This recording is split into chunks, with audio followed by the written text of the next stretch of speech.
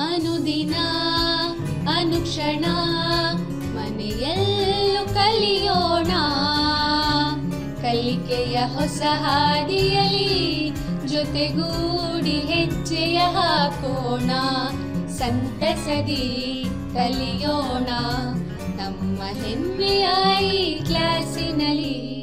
Yes sir. Yes teacher. Present ma'am. ಎಲ್ಲರಿಗೂ ನಮಸ್ಕಾರ. 6ನೇ ತರಗತಿಯ ಸಮಾಜ ವಿಜ್ಞಾನ ವಿಷಯದಲ್ಲಿ ಬರ್ತಕ್ಕಂತಹ ಭೂಗೋಳ ವಿಜ್ಞಾನದ ಕೊನೆಯ ಅಧ್ಯಾಯ ಆಫ್ರಿಕಾ ಕೇಂದ್ರೀಯ ಭೂಖಂಡದ ಮುಂದುವರೆದ ಭಾಗವನ್ನು ನಾವು ಈಗ ನೋಡ್ತಾ ಹೋಗೋಣ. ಮಕ್ಕಳೇ, ನಾವು ಕಳೆದ ತರಗತಿಯಲ್ಲಿ ಸುಮಾರು ವಿಚಾರಗಳನ್ನು ಚರ್ಚೆ ಮಾಡಿದ್ದೀವಿ ಅಲ್ವಾ ಮಕ್ಕಳ? ಸೊ ಅದರ ಪ್ರಶ್ನೆಗಳನ್ನು ಕೇಳ್ತಾ ಪುನರ್ಮನನ ಮಾಡ್ಕೊಳ್ತಾ ಮುಂದಿನ ತರಗತಿಗೆ ಹೋಗೋಣ. ರೆಡಿ ಅಲ್ವಾ ಮಕ್ಕಳ ಎಲ್ಲ? ಪುನರ್ಮನನದಲ್ಲಿ ಮೊದಲನೇ ಪ್ರಶ್ನೆ ಹೀಗಿದೆ: ವಿಕ್ಟೋರಿಯಾ ಜಲಪಾತ ಸೃಷ್ಟಿಸಿರುವ ನದಿ ಯಾವುದು? ಹೇಳ್ತೀರಲ್ವಾ? ಎಸ್, ವೆರಿ ಗುಡ್ ಮಕ್ಕಳ, ನಿಮ್ಮ ಉತ್ತರ ಸರಿ, ಜಾಂಬೇಜಿ ನದಿ.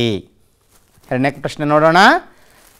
ಎಸ್, ಆಫ್ರಿಕಾದಲ್ಲಿ ಹರಿಯುವ ಉಷ್ಣ ಸಾಗರ ಪ್ರವಾಹ ಯಾವುದು? ವೆರಿ ಗುಡ್, ಯಾವ್ದು ಹೇಳಿ? ಎಸ್, ನಿಮ್ಮ ಉತ್ತರ ಸರಿ, ಮೊಜಾಂಬಿಕ್ ಉಷ್ಣ ಸಾಗರ ಪ್ರವಾಹ. ಮುಂದೆ ಹೋಗೋಣ ಮಕ್ಕಳ. ಪ್ರಶ್ನೆ 3, ಆಫ್ರಿಕಾ ಖಂಡದ 4 ಪ್ರಮುಖ ನದಿಗಳನ್ನು ತಿಳಿಸಿ. ಕಳೆದ ತರಗತಿಯಲ್ಲಿ ನೋಡಿದ್ದೀವಿ, ಹೇಳ್ತೀರಲ್ವಾ? ಯಾರು ಹೇಳ್ತೀರಿ? S, very good. ಆಫ್ರಿಕಾ ಖಂಡದ 4 ನದಿಗಳು ನೈಲ್, ಕಾಂಗೋ, ಝೈರೆ. ಕಾಂಗೋ ನದಿಯನ್ನು ಝೈರೆ ಅಂತಲೂ ಕೂಡ ಕರೀತಾರೆ. ನೈಜರ್ ಮತ್ತು ಜಾಂಬೇಜಿ ನದಿಗಳು. ಮುಂದಿನ ಪ್ರಶ್ನೆ, ಮೊರಾಕೊ, ಉತ್ತರ ಅಲ್ಜೀರಿಯಾ ಮತ್ತು ಕೇಪ್ ಪ್ರಾಂತ್ಯಗಳಲ್ಲಿ ಎಂತಹ ವಾಯುಗುಣ ಕಂಡುಬರುತ್ತದೆ? ಎಸ್, ವೆರಿ ಗುಡ್, ಮೆಡಿಟರೇನಿಯನ್ ವಾಯುಗುಣ ಪ್ರದೇಶ. ಮುಂದಿನ ಪ್ರಶ್ನೆ, ಸಮಭಾಜಕ ವೃತ್ತದ ಸದಾ ಹಸಿರಾಗಿರುವ ಅರಣ್ಯಗಳ ಮುಖ್ಯ ಲಕ್ಷಣಗಳೇನು? ಹೇಳ್ತೀರಲ್ವಾ? Very good. ಸಮಭಾಜಕ ವೃತ್ತದ ಸದಾ ಹಸಿರಾಗಿರುವ ಅರಣ್ಯಗಳ ಮುಖ್ಯ ಲಕ್ಷಣಗಳೆಂದರೆ ಅವೆಲ್ಲ ಅಗಲವಾದ ಎಲೆಗಳನ್ನು ಹೊಂದಿದೆ ಮತ್ತು ಅಪ್ಪು ಸಸ್ಯಗಳನ್ನು ಅಂದರೆ ಅಧಿಸಸ್ಯ ಗುಣಗಳನ್ನು ಹೊಂದಿದೆ.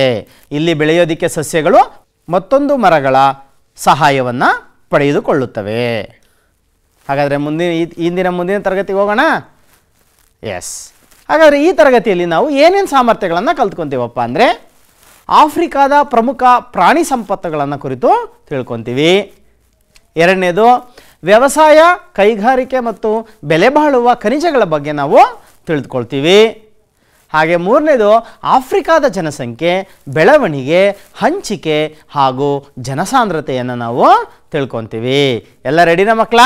S, very good. ಇಲ್ಲಿನ ಪ್ರಾಣಿ ಸಂಪತ್ತು ನೋಡ್ತಾ ಹೋದರೆ ಆಫ್ರಿಕಾದ ವನ್ಯ ಪ್ರಾಣಿ ಸಂಪತ್ತಿನಲ್ಲಿ ಬಹಳ ವೈವಿಧ್ಯತೆ ಇದೆ ಅಲ್ಲವೇ? ನಿಮಗೂ ಗೊತ್ತು. ಇದಕ್ಕೆ ಕಾರಣ ಏನು ನಿಮಗೆ ತಿಳಿದಿದೆಯೇ? ಇಲ್ಲ ತಾನೇ? ಎಸ್, ಬನ್ನಿ ನೋಡ್ಕೊಂಬರೋಣ. ಇಲ್ಲಿನ ವಾಯುಗುಣದ ಪರಿಸ್ಥಿತಿ, ಮೇಲ್ಮೈ ಲಕ್ಷಣ, ಅರಣ್ಯ, ಮಣ್ಣಿನ ಪ್ರಕಾರಗಳು ಮತ್ತು ಏಷ್ಯಾ ಮತ್ತು ಯುರೋಪ್ ಖಂಡಗಳ ಸಂಪರ್ಕ ಈ ಬಗೆಯ ಪ್ರಾಣಿ ವೈವಿಧ್ಯತೆಗೆ ಕಾರಣವಾಗಿದೆ. ಇಲ್ಲಿನ ವಾಯುಗುಣದ ಪರಿಸ್ಥಿತಿನೇ ಇಲ್ಲಿನ ವೈವಿಧ್ಯತೆಗೆ ಕಾರಣ ಅಂತ ಹೇಳಬಹುದು. ನಾವು ಇಲ್ಲಿ ಮಳೆಕಾಡು ಪ್ರದೇಶ ಬಹಳಷ್ಟು ಪ್ರಾಣಿಗಳ ತಾಣವಾಗಿದೆ. ಈ ಮಳೆಕಾಡುಗಳಲ್ಲಿ ಯಾವ್ಯಾವ ತರಹದ ಪ್ರಾಣಿಗಳು ಇದ್ದಾವೆ ಗೊತ್ತಾ ಮಕ್ಕಳ? ನೋಡ್ಕೊಂಬರೋಣ. ಎಸ್, ಏನಿದು? ವೆರಿ ಗುಡ್, ಚಿಂಪಾಂಜಿ, ಹಾಗೆ ವಿವಿಧ ಬಗೆಯ ಮಂಗಗಳು, ಹಾಗೆ ಎಸ್ ಏನಿದು? ಗೊರಿಲ್ಲಾ, ಚಿರತೆ, ಕಾಡೆಮ್ಮೆ, ಹಾಗೆ ಮೊಸಳೆಗಳು ಮತ್ತು ನೀರಾನೆಗಳು ನದಿಗಳು ಮತ್ತು ಜಲಾವೃತ ಹಾಗೂ ಜೌಗು ಪ್ರದೇಶಗಳಲ್ಲಿ ಕಂಡುಬರ್ತವೆ. ಯಾವ್ಯಾವಪ್ಪ ಅಂದರೆ ಮೊಸಳೆ, ನೀರಾನೆ. ವೆರಿ ಗುಡ್ ಮಕ್ಕಳ. ಹಾಗೆ ಮುಂದುವರೆದು ಆಕರ್ಷಕ ವಿವಿಧ ಬಣ್ಣದ ಪಕ್ಷಿಗಳು ಕೂಡ ಇಲ್ಲಿ ಸರ್ವೇ ಸಾಮಾನ್ಯವಾಗಿ ಕಂಡುಬರ್ತವೆ. ಯಾವ್ಯಾವು? ಉಷ್ಟ್ರ ಪಕ್ಷಿ, ಗರುಡ ಪಕ್ಷಿ, ಮಿಂಚುಳ್ಳಿ. ಅರ್ಥವಾಯ್ತಾ ಮಕ್ಕಳ? ಎಸ್, ಮುಂದೆ ನೋಡೋದಾದರೆ ಉಷ್ಣವಲಯದ ಹುಲ್ಲುಗಾವಲು ಮತ್ತು ಸವನ್ನ ಪ್ರದೇಶಗಳಲ್ಲಿ ಎಂತಹ ಪ್ರಾಣಿಗಳು ಕಂಡುಬರ್ತವೆ ಗೊತ್ತಾ ನಿಮಗೆ? ಇಲ್ಲ ಅಲ್ವಾ? ನೋಡಿ, ಝೀಬ್ರಾ, ಕಾಡು ಬೆಕ್ಕು, ಜಿರಾಫೆ, ಗೇಂಡಾಮೃಗ, ಆನೆ, ಇಂಪಾಲ, ಚೀತಾ, ಹಾಗೆ ಆಫ್ರಿಕಾದ ಸಿಂಹಗಳು. ಇವು ಉಷ್ಣವಲಯದ ಹುಲ್ಲುಗಾವಲು ಪ್ರದೇಶಗಳಲ್ಲಿ ಮತ್ತು ಸವನ್ನ ಪ್ರದೇಶಗಳಲ್ಲಿ ಕಂಡುಬರುವ ಪ್ರಾಣಿಗಳು. ಹಾಗಾದರೆ ಮರುಭೂಮಿ ಪ್ರದೇಶದಲ್ಲಿ ಕಂಡುಬರುವ ಪ್ರಾಣಿಗಳು ಯಾವ್ಯಾವು? ನೋಡಿ, ಚೇಳು ಹಲ್ಲಿ, ಮರುಭೂಮಿ ನರಿ ಹಾಗೂ ವಿವಿಧ ಬಗೆಯ ಕೀಟಗಳನ್ನು ನಾವಿಲ್ಲಿ ಮರುಭೂಮಿ ಪ್ರದೇಶಗಳಲ್ಲಿ ಕಾಣಬಹುದು. ಎಸ್, ಹಾಗೆ ಮುಂದುವರಿತಾ ಮಕ್ಕಳೇ, ಇದರೊಂದಿಗೆ ಜಿಂಕೆ ಜಾತಿಗೆ ಸೇರಿದ ಸುಂದರವಾದಂತಹ ಪ್ರಾಣಿ ಕತ್ತೆ, ಕುದುರೆ ಹಾಗೆ ಅಡ್ಡಾಕ್ಷ ಎನ್ನುವಂತಹ ಮತ್ತೊಂದು ವಿಶೇಷವಾದಂತಹ ಒಂದು ಪ್ರಾಣಿಯನ್ನು ಕೂಡ ನಾವಿಲ್ಲಿ ಮರುಭೂಮಿ ಪ್ರದೇಶಗಳಲ್ಲಿ ಕಾಣಬಹುದು. ಅರ್ಥವಾಯ್ತಲ್ಲ ಮಕ್ಕಳ? ಎಸ್, ಮುಂದೆ ನೋಡೋದಾದರೆ ಒಂಟೆ. ನೀವು ಎಲ್ಲರೂ ನೋಡಿದ್ದೀರಾ, ಒಂಟೆನ ನೋಡಿದ್ದೀರಲ್ವಾ? ಎಸ್, ಒಂಟೆ ಬಹಳ ಮಹತ್ವದ ಹಾಗೂ ಎಲ್ಲರಿಗೂ ತಿಳಿದಿರುವಂತಹ ಮರುಭೂಮಿ ಪ್ರಾಣಿ. ಅದಕ್ಕೆ ಇದನ್ನು ಏನಂತ ಕರೀತಾರಪ್ಪ ಅಂದರೆ ಮರುಭೂಮಿಯ ಹಡಗು ಎಂದು ಕರೆಯಲಾಗುತ್ತದೆ. ಹಾಗೆ ಮುಂದೆ ನೋಡ್ರೆ ಇನ್ನೊಂದು ವಿಶೇಷವಾದಂತಹ ಪಕ್ಷಿ ಇದು. ಯಾವುದೋ ಉಷ್ಟ್ರ ಪಕ್ಷಿ. ನೋಡಿದ್ದೀರಾ ಮಕ್ಕಳ? ಎಸ್, ಗಮನಿಸಿ ಇಲ್ಲಿ. ಈ ಉಷ್ಟ್ರ ಪಕ್ಷಿ ಆಫ್ರಿಕಾದ ಮೂಲವಾಸಿ. ಕಲಹರಿ ಮರುಭೂಮಿ ಮತ್ತು ಆಫ್ರಿಕಾದ ದಕ್ಷಿಣ ಮೈದಾನಗಳಲ್ಲಿ ಇದು ಕಂಡುಬರುತ್ತೆ.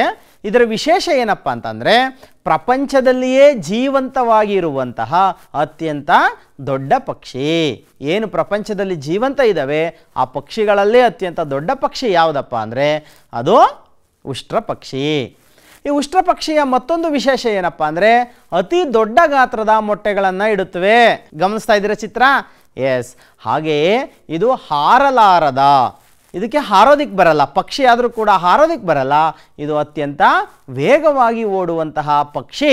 ಹಾಗೆ ಇದರ ಇನ್ನೊಂದು ವಿಶೇಷ ಏನಪ್ಪ ಅಂತ ಅಂದರೆ ತನ್ನ ಕಾಲುಗಳಲ್ಲಿ 2 ಬೆರಳುಗಳನ್ನು ಹೊಂದಿರುವ ಪ್ರಪಂಚದ ಏಕೈಕ ಪಕ್ಷಿ.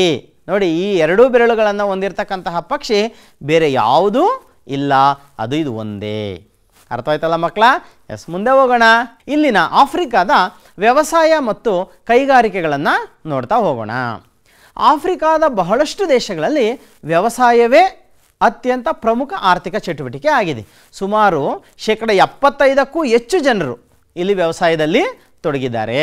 ಹಾಗೆ ಸಮಭಾಜಕ ವೃತ್ತ ಪ್ರದೇಶವನ್ನು ಹೊರತುಪಡಿಸಿ ಆಫ್ರಿಕಾದ ಬಹಳಷ್ಟು ದೇಶಗಳಲ್ಲಿ ಒಕ್ಕಲುತನನೇ ತಮ್ಮ ಜೀವನದ ಆಧಾರವಾಗಿ ಬೇಸಾಯವನ್ನು ಮಾಡಿಕೊಂಡು ಬಂದಿದ್ದಾರೆ. ಆಗಲಿ ಈ ಆಸ್ಟ್ರೇಲಿಯಾದಲ್ಲಿ ಆಧುನಿಕ ರಾಸಾಯನಿಕ ಗೊಬ್ಬರಗಳ ಬಳಕೆಯಾಗಲಿ ಕೀಟನಾಶಕಗಳ ಬಳಕೆಯಾಗಲಿ ಉಪಯೋಗಗಳಾಗಲಿ ಇಲ್ಲಿ ಕಂಡುಬರಲ್ಲ. ಅಷ್ಟೇ ಅಲ್ಲದೆ ಬಹಳಷ್ಟು ಕಡೆ ಒಕ್ಕಲುತನ ಮಾನವನ ಶ್ರಮದಿಂದಲೇ ನಡೆಯುತ್ತದೆ. ಹಾಗಾಗಿ ಇಲ್ಲಿನ ಇಳುವರಿ ಕೂಡ ತುಂಬ ಕಡಿಮೆ. ಇವರು ಯಂತ್ರೋಪಕರಣಗಳನ್ನು ಬಳಸ್ಕೊಂಡು ಹೊಸ ತಂತ್ರಜ್ಞಾನಗಳನ್ನು ಬಳಸ್ಕೊಂಡು ವ್ಯವಸಾಯ ಮಾಡುವಂತಹದ್ದನ್ನು ಇನ್ನೂ ಕಲ್ತಿಲ್ಲ. ಆಫ್ರಿಕಾದಲ್ಲಿ ಬರುವ ಆಹಾರ ಬೆಳೆಗಳು ಯಾವ್ಯಾವು? ಮೆಕ್ಕೆಜೋಳ, ಭತ್ತ, ನವಣೆ. ಗಮನಿಸಿ ಮಕ್ಕಳ, ತುಂಬಾ ಮಕ್ಕಳು ನವಣೆಯನ್ನ ನೋಡಿರಲ್ಲ. ಸಿಹಿ ಆಲೂಗೆಡ್ಡೆ, ಗೆಣಸು, ಕಡಲೆಕಾಯಿ, ಬಟಾಣಿ ಹಾಗೂ ಹಿಟ್ಟಿನ ಬೆಳೆಗಳನ್ನ ಇಲ್ಲಿ ಪ್ರಧಾನ ಬೆಳೆಗಳಾಗಿ ಬೆಳಿತಾರೆ. ಇಲ್ಲಿವರೆಗೂ ಆಹಾರದ ಬೆಳೆಗಳನ್ನ ನೋಡಿದ್ವಿ. ವ್ಯಾಪಾರ ಬೆಳೆಗಳನ್ನ ಎಸ್ ಈಗ ನೋಡ್ತಾ ಹೋಗೋಣ. ಏನಿದು? Very good, coffee.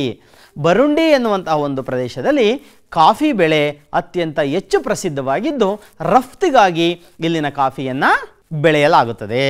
ನೆಕ್ಸ್ಟ್ ಮುಂದೆ ನೋಡೋದಾದ್ರೆ ಕೋಕೋ ಬೆಳೆ ಅಂದರೆ ಕೋಟೆ ಡಿ ಓರೆ ಮತ್ತು ಘಾನಾ ಈ 2 ದೇಶಗಳಲ್ಲಿ ಕೋಕೋ ಬೆಳೆ ಅತ್ಯಂತ ಪ್ರಸಿದ್ಧ. ಕೋಕೋ ಏನಕ್ಕೆ ಉಪಯೋಗ ಮಾಡ್ತಾರೆ ಹೇಳಿ? ಕಳೆದ ತರಗತಿಯಲ್ಲಿ ಹೇಳಿದ್ದೀನಲ್ವಾ? ಎಸ್, ಏನು ಹೇಳಿ?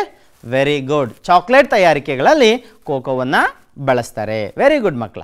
ಮುಂದೆ ನೋಡೋಣ. ಬಟಾಣಿಗಳಂತಹ ಬೇಳೆಕಾಳುಗಳನ್ನು ಕೂಡ ಇಲ್ಲಿ ಗ್ಯಾಂಬಿಯಾ ದೇಶಗಳಲ್ಲಿ ಬೆಳೆಯಲಾಗುತ್ತದೆ. ಅರ್ಥ ಆಯ್ತಲ್ಲ ಮಕ್ಕಳ? ಎಸ್, ಮುಂದೆ ಹೋಗೋಣ. Very good. ಆಫ್ರಿಕಾದಲ್ಲಿ ಬೆಳೆಯುವ ಇತರ ಬೆಳೆಗಳು ಯಾವ್ಯಾವ ನೋಡ್ತಾ ಬರೋಣ.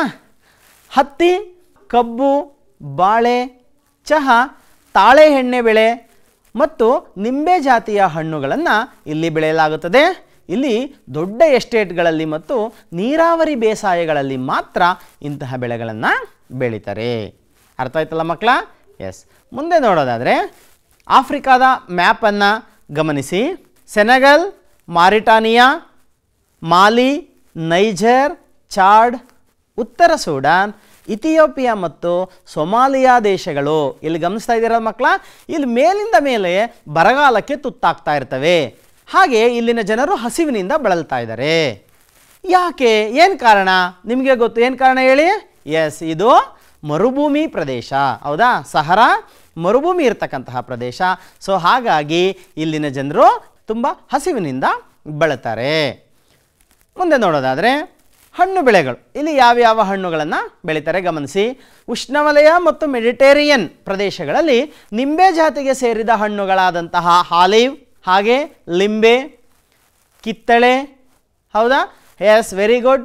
ದ್ರಾಕ್ಷಿ ಸಾಮಾನ್ಯವಾಗಿ ಬೆಳೆಯುವಂತಹ ಹಣ್ಣು ಬೆಳೆಗಳಾಗಿವೆ. ಅರ್ಥವಾಯ್ತಲ್ಲ ಮಕ್ಕಳ? ಎಸ್, ಮುಂದೆ ನೋಡೋಣ. ಪೂರ್ವ ಆಫ್ರಿಕಾದಲ್ಲಿ ಗೋಡಂಬಿಯನ್ನು ಬೆಳೀತಾರೆ. ತಿಂದಿದ್ದೀರಲ್ಲ ಈ ಹಣ್ಣ?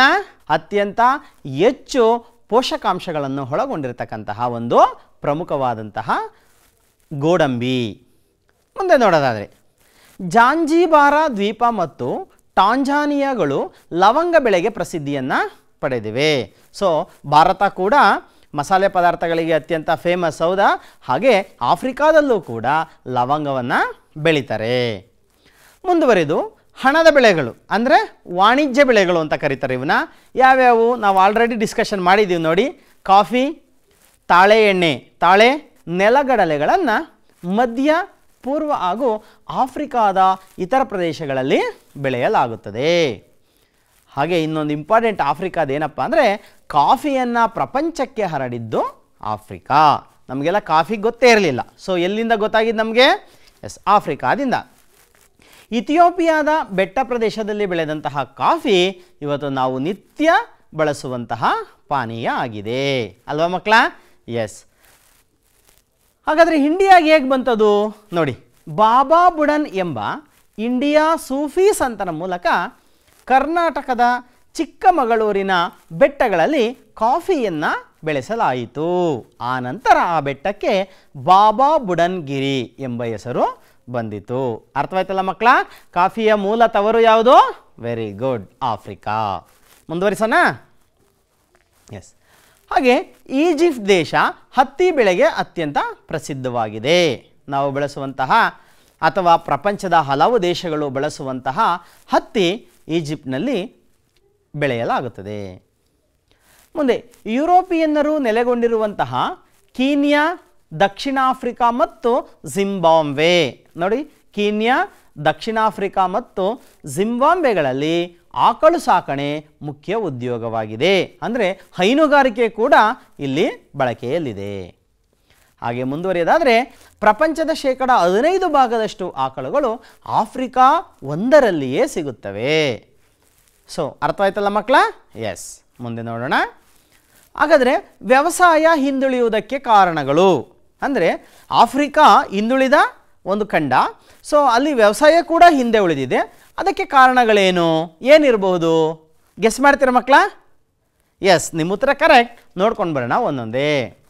ಹಳೆಯ ಕೃಷಿ ಪದ್ಧತಿ. ಇಲ್ಲಿನ ಕೃಷಿ ಪದ್ಧತಿ ಏನಾಗಿದೆ? ಹಳೆಯದಾಗಿದೆ, ಪ್ರಾಚೀನದಾಗಿದೆ. ಹೊಸದಾದಂತಹ ತಂತ್ರಜ್ಞಾನಗಳನ್ನು, ಯಂತ್ರೋಪಕರಣಗಳನ್ನು ಬಳಸ್ಕೊಂಡು, ಹೌದಾ, ಇಲ್ಲಿ ವ್ಯವಸಾಯ ಮಾಡುವಂತಹದನ್ನ ಇನ್ನೂ ಕರಗತ ಮಾಡಿಕೊಂಡಿಲ್ಲ. ನೆಕ್ಸ್ಟು ಕೇವಲ ಜೀವನೋಪಾಯಕ್ಕೋಸ್ಕರ ಇವರು ಬೇಸಾಯವನ್ನು ಮಾಡ್ತಾ ಇದ್ದಾರೆ. ವಾಣಿಜ್ಯ ಮತ್ತು ವ್ಯಾಪಾರಿ ಬೆಳೆಗಳನ್ನು ಅತಿ ಹೆಚ್ಚು ಬೆಳೀತಾ ಇಲ್ಲ. ಆಮೇಲೆ ಆಲ್ರೆಡಿ ಹೇಳ್ದಾಗೆ ಹಳೆಯ ಕೃಷಿ ಉಪಕರಣಗಳನ್ನೇ ಬಳಸ್ಕೊತಾ ಇದ್ದಾರೆ, ಹೊಸ ತಂತ್ರಜ್ಞಾನಗಳನ್ನು ಬಳಸ್ಕೊಂಡಿಲ್ಲ. ಆಮೇಲೆ ಅವುಗಳನ್ನೆಲ್ಲ ಬಳಸ್ಕೊಳ್ಳೋಕ್ಕೆ ಅಂದರೆ ಉತ್ತಮ ಕೃಷಿ ಉಪಕರಣಗಳನ್ನು ಬಳಸ್ಕೊಂಡು ವ್ಯವಸಾಯವನ್ನು ಮಾಡಲಿಕ್ಕೆ ಬೇಕಾದಂತಹ ಅಕ್ಷರ ಜ್ಞಾನ ಇವರಲ್ಲಿ ಇಲ್ಲ. ಅನಕ್ಷರತೆ ಎದ್ದು ತಾಂಡವವಾಡ್ತಾ ಇದೆ. ತುಂಬ ಅನಕ್ಷರಸ್ಥರಿಲ್ಲಿ ಇದ್ದಾರೆ. ಹಾಗೆ ಬುಡಕಟ್ಟು ಪದ್ಧತಿ ಅಂದರೆ ಅವರು ಸಮಾಜದಲ್ಲಿ ಮೊದಲೇ ಅಂದ್ಕೊಂಡ್ಬಿಟ್ಟಿರ್ತಾರೆ, ಏನು ನಮ್ಮದು ಅಂದರೆ ನಮ್ಮ ಪ್ರಪಂಚ ಅಂದರೆ ಇಷ್ಟೇ. ಸೊ ಏನಿದೆ ನಮ್ಮ ಬೇಸಾಯದ ಭೂಮಿ, ಈ ಬೇಸಾಯದಲ್ಲಿ ಏನು ವ್ಯವಸಾಯ ಅವತ್ತಿಂದ ಏನು ಮಾಡ್ಕೊಂಬಂದಿದ್ವಿ ಆ ಮಾತ್ರ ಬೆಳೆ ಬೆಳೆಯೋಣ. ಸೊ ಆ ರೀತಿಯಾದಂತಹ ಒಂದು ಪದ್ಧತಿ ಇವರಲ್ಲಿದೆ. ಸೊ ಹಾಗಾಗಿ ಇವರು ಕೂಡ ವ್ಯವಸಾಯದಲ್ಲಿ ಮುಂದೆ ಬರಲಿಕ್ಕೆ ಆಗ್ತಾ ಇಲ್ಲ. ಹಾಗೆ ಬಂಡವಾಳದ ಕೊರತೆ. ಸೊ ನಾವು ಏನೇ ಮಾಡಬೇಕು ಅಂದರೆ ಹೊಸ ತಂತ್ರಜ್ಞಾನಗಳನ್ನು ಬಳಸ್ಕೋಬೇಕು ಅಂದರೆ ಏನು ಬೇಕು? ನಮಗೆ ಬಂಡವಾಳ ಬೇಕು. ಆ ಬಂಡವಾಳದ ಕೊರತೆಯೂ ಕೂಡ ಒಂದು ಪ್ರಮುಖ ಕಾರಣ ಆಗಿದೆ. ಸೊ ಹಾಗೆ ವಿದೇಶಿ ಬಂಡವಾಳದ ಹೂಡುವಿಕೆಯ ಕೊರತೆ ಕೂಡ ಜಾಸ್ತಿ ಆಗಿದೆ. ಸೊ ವಿದೇಶಿಯರು ಕೂಡ, ಹೌದಾ, ವಿದೇಶಿ ಬಂಡವಾಳ ಕೂಡ ಆಫ್ರಿಕಾಗೆ ಬಂದರೆ ಸೊ ವ್ಯವಸಾಯ ಮುಂದುವರಿಯುವ ಸಾಧ್ಯತೆಗಳು ಎಲ್ಲ ಇದೆ. ಸೊ ಹಾಗಾಗಿ ವಿದೇಶಿ ಬಂಡವಾಳದ ಹೂಡಿಕೆ ಕೂಡ ಇಲ್ಲಿ ಕೊರತೆಯಾಗಿದೆ. ಯಾರೂ ಕೂಡ ಆಫ್ರಿಕಾ ಖಂಡಗಳಲ್ಲಿ ಬಂಡವಾಳವನ್ನು ಹೂಡ್ತಾ ಇಲ್ಲ. ಸೊ ಹಾಗಾಗಿ ಅವರು ವ್ಯವಸಾಯದಲ್ಲಿ ಹಿಂದೆ ಇದ್ದಾರೆ. ಅರ್ಥವಾಯ್ತಲ್ಲ ಮಕ್ಕಳ? ಎಸ್. ಮುಂದೆ ನೋಡೋಣ. ಹಾಗಾದರೆ ಕೈಗಾರಿಕೆಗಳ ನಿಧಾನ ಅಭಿವೃದ್ಧಿಗೆ ಕಾರಣಗಳೇನು? ಸೊ ವ್ಯವಸಾಯದಲ್ಲೂ ಹಿಂದೆ ಇದ್ದಾರೆ, ಕೈಗಾರಿಕೆಗಳ ಅಭಿವೃದ್ಧಿಯಲ್ಲೂ ಕೂಡ ಹಿಂದೆ ಇದ್ದಾರೆ. ನಾವು ಇಲ್ಲಿವರೆಗೂ ವ್ಯವಸಾಯದ ಹಿಂದುಳಿಯುವಿಕೆಗೆ ಕಾರಣಗಳನ್ನು ನೋಡ್ಕೊತಾ ಬಂದ್ವಿ. ಹಾಗಾದರೆ ಕೈಗಾರಿಕೆಗಳ ನಿಧಾನ ಅಭಿವೃದ್ಧಿಗೆ ಕಾರಣಗಳೇನು? ವೆರಿ ಇಂಪಾರ್ಟೆಂಟ್ ನೋಡ್ರಿ. ಇಲ್ಲಿ ಅನೇಕ ದೇಶಗಳು ನೀರು, ಅರಣ್ಯ, ಖನಿಜ ಸಂಪತ್ತುಗಳಿಂದ ಶ್ರೀಮಂತವಾಗಿದ್ದಾವೆ.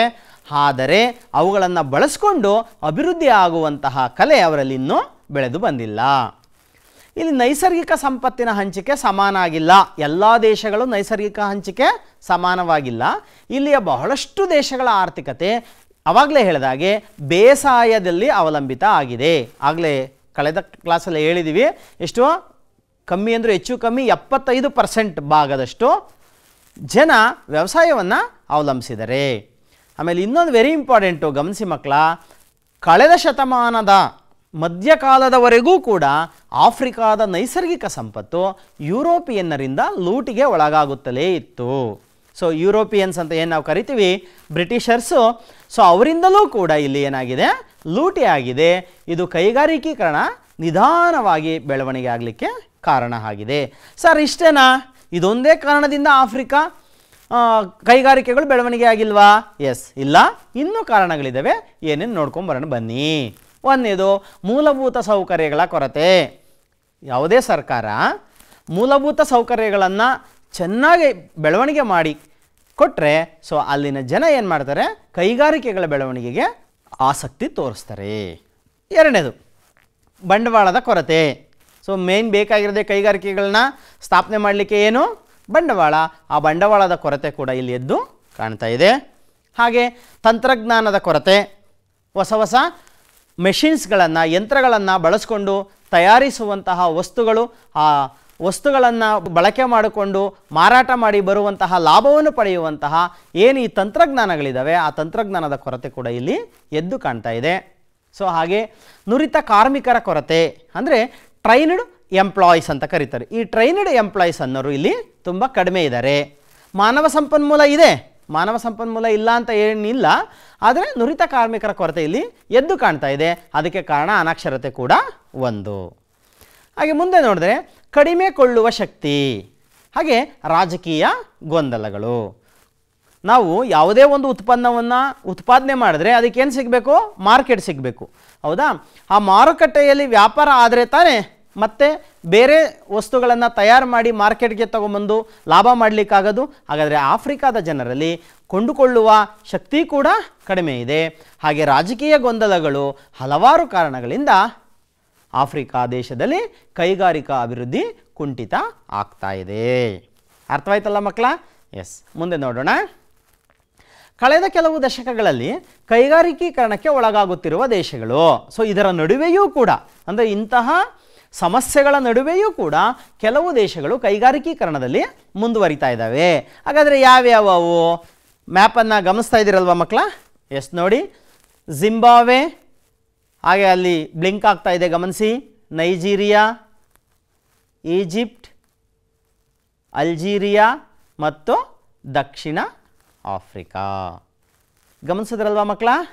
ಎಸ್, ಬ್ಲಿಂಕ್ ಆಗ್ತಾ ಇದೆಯಲ್ಲ? ಎಸ್, ಆ ಭಾಗ. ಸೊ ಜವಳಿ ಉದ್ಯಮ ಅಂದರೆ ಬಟ್ಟೆ ತಯಾರಿಕೆ, ಔಷಧಿ ಮತ್ತು ಆಹಾರ ಸಂಸ್ಕರಣ, ಚರ್ಮ ಉತ್ಪಾದನೆ ಹಾಗೂ ಪಾನೀಯ ಉದ್ದಿಮೆಗಳು ಇಲ್ಲಿ ಜಾರಿಗೆ ಬರ್ತಾ ಇದ್ದಾವೆ. ಮುಂದೆ ನೋಡೋದಾದರೆ ಬೃಹತ್ ಉದ್ದಿಮೆಗಳಾದಂತಹ ಕಬ್ಬಿಣ ಮತ್ತು ಉಕ್ಕು, ರಬ್ಬರ್, ಸಿಮೆಂಟ್ ಮತ್ತು ಪೆಟ್ರೋ ರಾಸಾಯನಿಕಗಳ ತಯಾರಿಕೆಗಳು ಕೂಡ ದಕ್ಷಿಣ ಆಫ್ರಿಕಾದಲ್ಲೇ ಕೇಂದ್ರೀಕರಣ ಆಗ್ತಾ ಇದ್ದಾವೆ.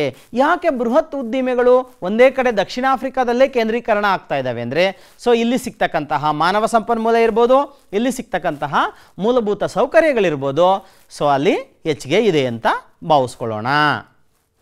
ಮುಂದೆ ನೋಡೋದಾದರೆ ಅಲ್ಜೀರಿಯಾ, ಟ್ಯುನೀಸಿಯಾ, ಈಜಿಪ್ಟ್ ಮತ್ತು ಜಿಂಬಾಬ್ವೆ ದೇಶಗಳಲ್ಲಿ ಕಬ್ಬಿಣ ಮತ್ತು ಉಕ್ಕು ಕೈಗಾರಿಕೆಗಳು ಹಂಚಿಕೆ ಆಗಿದ್ದಾವೆ. ಈ 4 ದೇಶಗಳಲ್ಲಿ ಕಬ್ಬಿಣ ಮತ್ತು ಉಕ್ಕು ಕೈಗಾರಿಕೆಗಳು ಇದ್ದಾವೆ. ಆಫ್ರಿಕಾದ ಇತರ ಪ್ರಮುಖ ಕೈಗಾರಿಕೆಗಳು ಯಾವ್ಯಾವು ಅಂದರೆ ಕಬ್ಬಿಣ ಮತ್ತು ಉಕ್ಕು ಕೈಗಾರಿಕೆಗಳ ಜೊತೆಗೆ ಆಫ್ರಿಕಾದ ಇತರ ಪ್ರಮುಖ ಕೈಗಾರಿಕೆಗಳು ವಿದ್ಯುತ್ ಯಂತ್ರ, ಎಲೆಕ್ಟ್ರಿಕ್, ಹೌದಾ, ಎಲೆಕ್ಟ್ರಿಕ್ಗಳನ್ನು ತಯಾರು ಮಾಡ್ತಕ್ಕಂಥದ್ದು. ನೆಕ್ಸ್ಟ್ ಸಾರಿಗೆ ಉಪಕರಣಗಳು, ವೆಹಿಕಲ್ಸ್ಗೆ ಬೇಕಾದಂತಹ ಪಾರ್ಟ್ಸಸ್, ಹಾಗೆ ಟ್ರ್ಯಾಕ್ಟರ್ಸ್, ಹೌದಾ, ರೈತರ ಮಿತ್ರ ಅಂತ ಏನು ಕರಿತೀವಿ ಟ್ರ್ಯಾಕ್ಟರ್ಗಳ ತಯಾರಿಕೆಗಳು ಕೂಡ ಇಲ್ಲಿ. ಹಾಗೆ ಸಮರಕ್ಕೆ ಬಳಕೆಯಾಗುವ ವಿಮಾನಗಳ ಜೋಡಣೆ, ಈ ರೀತಿಯಾದಂತಹ ಕೈಗಾರಿಕೆಗಳು ಇಲ್ಲಿ ಕಂಡು ಬರ್ತಾ ಇದ್ದಾವೆ. ಮುಂದೆ ಆಫ್ರಿಕಾ ಖಂಡ ಅಪಾರವಾದ ಖನಿಜ ಸಂಪತ್ತನ್ನು ಹೊಂದಿದೆ. ಸೊ ಆದರೆ ಬೆಲೆ ಬಾಳುವಂತಹ ವಜ್ರ, ಬಂಗಾರ ಮತ್ತು ಪ್ಲಾಟಿನಮ್ಗಳನ್ನು ಹೆಚ್ಚು ಹೆಚ್ಚು ಉತ್ಪಾದನೆ ಮಾಡಲಾಗುತ್ತೆ. ಹಾಗಾದರೆ ಯಾವುದನ್ನು ಎಲ್ಲಿ ಹೆಚ್ಚಿಗೆ ಉತ್ಪಾದನೆ ಮಾಡ್ತಾರೆ ನೋಡೋಣ. ಎಸ್, ವೆರಿ ಗುಡ್ ಮಕ್ಕಳ. ವಜ್ರವನ್ನು ನೋಡೋಣ. ಪ್ರಪಂಚದ ಒಟ್ಟು ವಜ್ರದ ನಿಕ್ಷೇಪದಲ್ಲಿ 80% ಆಫ್ರಿಕಾ ಒಂದರಲ್ಲೇ ಕಂಡು ಬರ್ತಾ ಇದೆ. ಸೊ ಬೋನ್ಸ್ವಾನಾ, ಜೈರೆ ಮತ್ತು ದಕ್ಷಿಣ ಆಫ್ರಿಕಾಗಳು ಅತಿ ಹೆಚ್ಚು ವಜ್ರವನ್ನು ಉತ್ಪಾದಿಸುವ ಇತರ ದೇಶಗಳು. ಹಾಗೆ ಅಂಗೋಲಾ, ನಮೀಬಿಯಾ, ಗಾನಾ ದೇಶಗಳಲ್ಲೂ ಕೂಡ ವಜ್ರವನ್ನು ಉತ್ಪಾದನೆ ಮಾಡ್ತಾರೆ. ಅರ್ಥ ಆಯ್ತಲ್ಲ ಮಕ್ಕಳ? ಎಸ್. ನೆಕ್ಸ್ಟು ವಜ್ರವನ್ನು 2 ಥರ ವಿಂಗಡಿಸ್ತಾರೆ. ಒಂದು ಹರಳು ವಜ್ರ, ಮತ್ತೊಂದು ಕೈಗಾರಿಕಾ ವಜ್ರ. ಇಲ್ಲಿ ನೋಡ್ರಿ, ಕೈಗಾರಿಕಾ ವಜ್ರ ಮುಖ್ಯವಾಗಿ ಎಲ್ಲೆಲ್ಲಿ ಬಳಕೆ ಆಗುತ್ತೆ? ಉಜ್ಜು ಕಾಗದಗಳಲ್ಲಿ ಬಳಕೆಯಾಗುತ್ತೆ ಮತ್ತು ಗಾಜನ್ನು ಕತ್ತರಿಸಲು, ಬೇಕಾದ ಆಕಾರಕ್ಕೆ ಗಾಜನ್ನು ಕತ್ತರಿಸಲು ನಾವು ವಜ್ರವನ್ನು ಬಳಸ್ತೇವೆ ಅಲ್ವಾ ಮಕ್ಕಳ? ಸೊ ಹಾಗಾದರೆ ಹರಳು ವಜ್ರವನ್ನು ಎಲ್ಲಿ ಬಳಸ್ತೀವಿ? ಎಸ್, ನಿಮಗೆ ಗೊತ್ತೇಳಿ? ಎಸ್, ಒಡವೆಗಳು. ಹೌದಾ? ಆರ್ನಮೆಂಟ್ಸ್ ಅಂತ ಏನು ಕರಿತೀವಿ, ಆ ಒಡವೆಗಳ ಉತ್ಪಾದನೆಯಲ್ಲಿ ನಾವು ವಜ್ರವನ್ನು ಬಳಸ್ತಾ ಇದ್ದಾರೆ.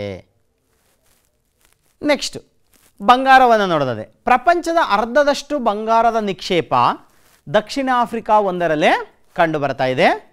ಬಂಗಾರದ ಹಂಚಿಕೆ ಬೇರೆ ಎಲ್ಲೆಲ್ಲಾಗಿದ್ದಾವಪ್ಪ ಅಂದರೆ ನೋಡ್ರಿ, ಅಲ್ಲಿ ವಿಟ್ ವಾಟರ್ಸ್ ಬ್ರ್ಯಾಂಡ್, ಟ್ರಾನ್ಸ್ವಾಲಾ ಅಂತ ಕರೀತಾರೆ, ಮತ್ತು ಆರೆಂಜ್ ಫ್ರೀ ಸ್ಟೇಟ್ಗಳು ಅಂತ, ಇವೆರಡೂ ಕೂಡ ದಕ್ಷಿಣ ಆಫ್ರಿಕಾದಲ್ಲೇ ಕಂಡುಬರುವಂತಹ 2 ಪ್ರದೇಶಗಳು. ಈ 2 ಪ್ರದೇಶಗಳಲ್ಲಿ ಅತ್ಯಂತ ಹೆಚ್ಚು ಬಂಗಾರ ಉತ್ಪಾದನೆ ಹಾಗೂ ಬಂಗಾರದ ನಿಕ್ಷೇಪಗಳು ಕಂಡು ಬರ್ತವೆ.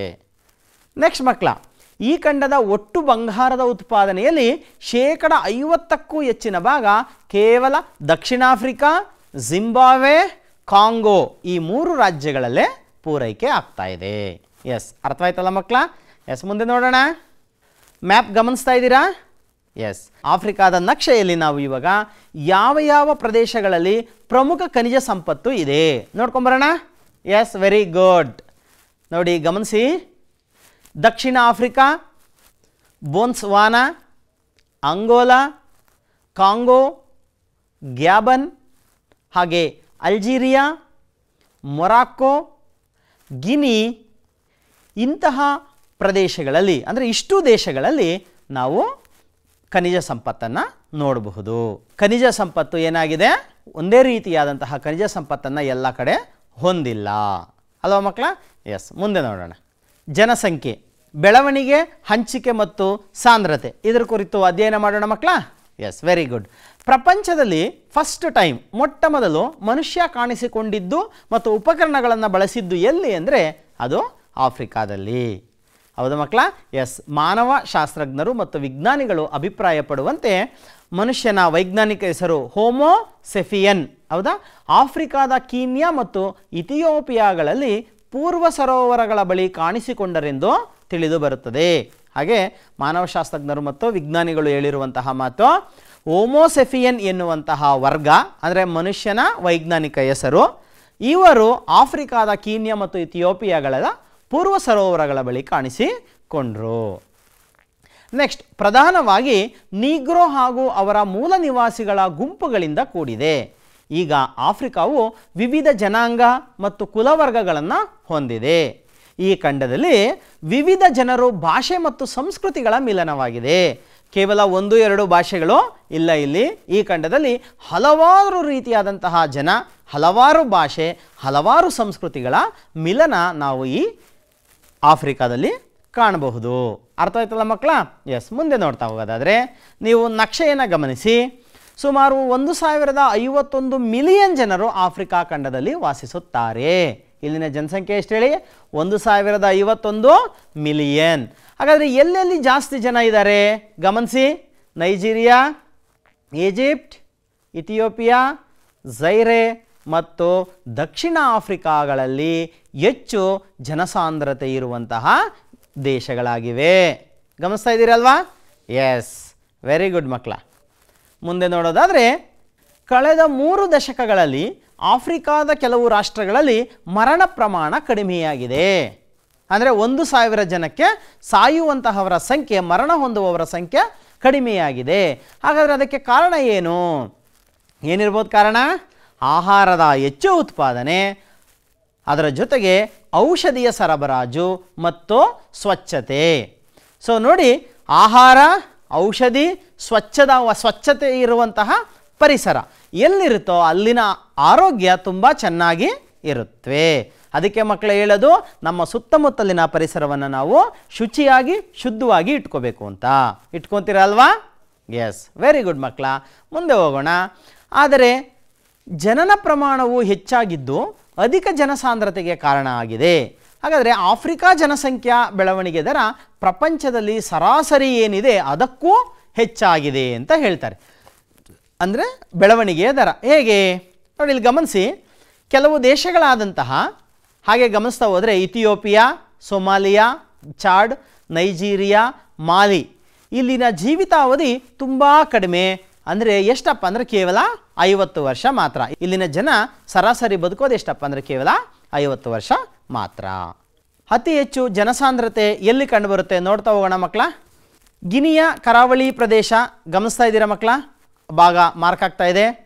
ಸೊ ಹಾಗೆ ನೈಲ್ ನದಿಯ ಕಣಿವೆಯ ಭಾಗ, ಅತಿ ಹೆಚ್ಚು ಜನಸಾಂದ್ರತೆ ಕಂಡುಬರುವಂತಹ ಗಿನಿಯ ಕರಾವಳಿ ಪ್ರದೇಶ, ಹಾಗೆ ನೈಲ್ ನದಿಯ ಕಣಿವೆ, ಪೂರ್ವ ಆಫ್ರಿಕಾದ ಎತ್ತರ ಪ್ರದೇಶಗಳು ಮಾರ್ಕ್ ಆಗ್ತಾ ಇದೆ, ಗಮನಿಸಿ ಮಕ್ಕಳ.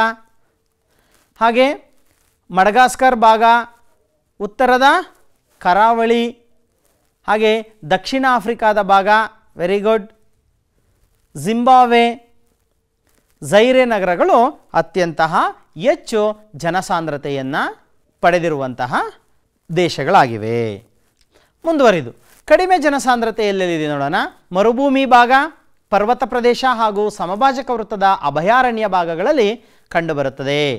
ಅದರಲ್ಲೂ ಲಿಬಿಯಾದ ಸಹರಾ ಮತ್ತು ಅಲ್ಜೀರಿಯಾಗಳಲ್ಲಿ, ಪ್ರಶ್ನೆ ಕೇಳ್ಬೋದು, ನೆನಪಿರಲಿ ಮಕ್ಕಳ, ಲಿಬಿಯಾದ ಸಹರಾ ಮತ್ತು ಅಲ್ಜೀರಿಯಾಗಳಲ್ಲಿ ಕಡಿಮೆ ಜನಸಾಂದ್ರತೆ ಇದೆ.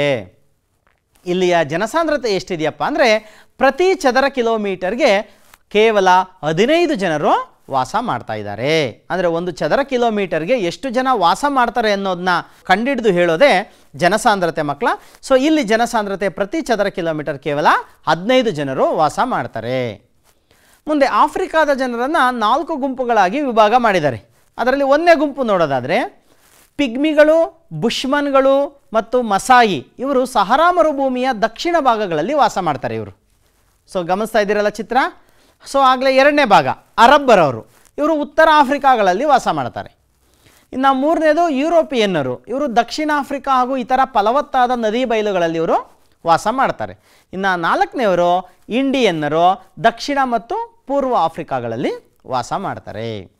ಮಕ್ಕಳ, ನಾವು ಇಲ್ಲಿಯವರೆಗೂ ಆಫ್ರಿಕಾದ ಕೊನೆಯ ಭಾಗವನ್ನು ನೋಡ್ಕೊತಾ ಬಂದ್ವಿ. ಜನಸಂಖ್ಯೆ, ಪ್ರಾಣಿ ಸಂಪತ್ತು, ಹೌದಾ, ಖನಿಜ ಸಂಪತ್ತುಗಳನ್ನು ನೋಡ್ಕೊಂಬಂದ್ವಿ, ಹೌದಾ. ಎಷ್ಟರ ಮಟ್ಟಿಗೆ ನಿಮ್ಗೆ ಅರ್ಥ ಆಗಿದೆ ಅನ್ನೋದನ್ನ ಕೆಲವು ಪ್ರಶ್ನೆಗಳ ಮೂಲಕ ನೋಡ್ಕೊತ ಮುಂದುವರಿಯೋಣ. ಪ್ರಶ್ನೆ ಒಂದನೇದು, ಮರುಭೂಮಿಯ ಹಡಗು ಯಾವುದು? ಯಾವುದು ಹೇಳಿ? ವೆರಿ ಗುಡ್ ಮಕ್ಕಳ, ಒಂಟೆ. ನೆಕ್ಸ್ಟ್ ಎರಡನೇ ಪ್ರಶ್ನೆ, ಆಫ್ರಿಕಾದ ಪ್ರಮುಖ ಆಹಾರ ಬೆಳೆಗಳು ಯಾವುವು? ಯಾರು ಹೇಳ್ತೀರಿ? ವೆರಿ ಗುಡ್, ಎಸ್ ಹೇಳಪ್ಪ. ವೆರಿ ಗುಡ್, ನಿಮ್ಮ ಉತ್ತರ ಸರಿ. ಮೆಕ್ಕೆಜೋಳ, ಭತ್ತ, ನವಣೆ, ಸಿಹಿ ಆಲೂಗಡ್ಡೆ ಮತ್ತು ಗೆಣಸು, ಕಡಲೆಕಾಯಿ, ಬಟಾಣಿ ಮತ್ತು ಹಿಟ್ಟಿನ ಬೆಳೆಗಳು. ವೆರಿ ಗುಡ್ ಮಕ್ಕಳ. ಮುಂದೆ ಹೋಗೋಣ. ಅತಿ ಹೆಚ್ಚು ವಜ್ರ ನಿಕ್ಷೇಪ ಕಂಡುಬರುವ ದೇಶ ಯಾವುದು? ಹೇಳ್ತೀರಲ್ವಾ? ವೆರಿ ಗುಡ್, ದಕ್ಷಿಣ ಆಫ್ರಿಕಾ. ಮುಂದೆ ಆಫ್ರಿಕಾ ಖಂಡದಲ್ಲಿ ಅತಿ ಹೆಚ್ಚು ಜನಸಾಂದ್ರತೆ ಹೊಂದಿರುವ ದೇಶಗಳು ಯಾವ್ಯಾವು? ಎಲ್ಲಿ ಜಾಸ್ತಿ ಜನಸಂಖ್ಯೆ ಇದೆ? ಎಲ್ಲಿದೆ? ನೈಜೀರಿಯಾ, ಈಜಿಪ್ಟ್, ಇಥಿಯೋಪಿಯಾ, ಝೈರೆ ಮತ್ತು ದಕ್ಷಿಣ ಆಫ್ರಿಕಾಗಳು. ಈ ಇಷ್ಟೂ ದೇಶಗಳಲ್ಲಿ ಅತಿ ಹೆಚ್ಚು ಜನಸಂಖ್ಯೆ ಇದೆ. ಮುಂದೆ ಮಕ್ಕಳ ಕೊನೆಯ ಘಟ್ಟ ಗೃಹ ಕಾರ್ಯ. ಪ್ರಶ್ನೆ ಬರ್ಕೊಳ್ಳಿ, ಬರ್ಕೊತಾ ಇದ್ದೀರಲ್ಲ.